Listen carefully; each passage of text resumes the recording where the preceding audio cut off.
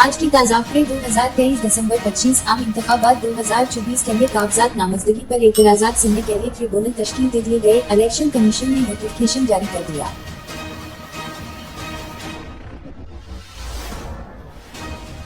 पाकिस्तान तहरीक इंसाफ के सदर चौधरी परवेज अलाई के बेटे और साबिक वफाकी वजीर मोहम्मद अलाई ने इल्जाम आयद किया है कि चौधरी शुजात हुसैन के बेटों ने अपनी फुफियों को गिरफ्तार करने के लिए अपनी ही आबाई खानदानी घर पुलिस भेजी।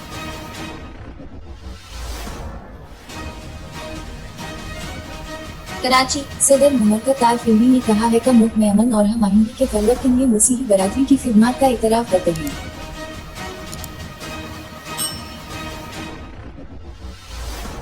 रावलपिंडी में गैस पाइपलाइन में धमाके के बाद आग भड़क उठी, जिसने करीब से गुजरने वाली आई रिफाइनरी की सप्लाई लाइन और घर को भी अपनी लपेट में ले लिया।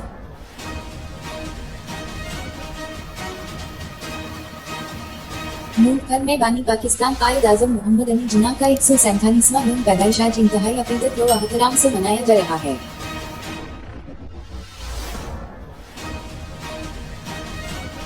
इसराइली फौज ने 24 घंटों में गजा के 200 मकामात पर फजाई, जमीनी और समंदर से हमले करके 3 सहाफी समेत 166 फिलिस्तीनी शहीद कर दिए।